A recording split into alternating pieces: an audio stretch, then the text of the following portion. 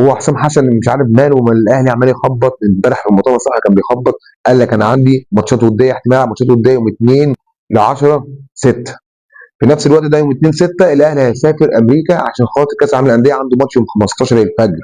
فانت لو خدت لعيبه الاهلي يا كابتن حسام من يوم 2 لغايه يوم 10 6، والاهلي اصلا مقرر يسافر يوم 2، هتعمل ايه؟ واحنا هنعمل ايه؟ هتخش مع الاهلي صدام.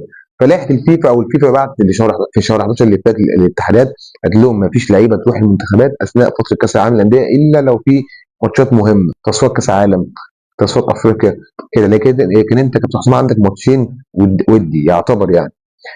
فلائحه الفيفا مع الاهلي.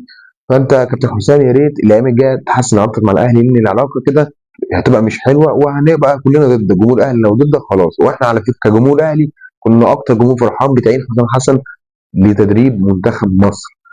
ماشي يا كابتن حسام. شوف حسام حسن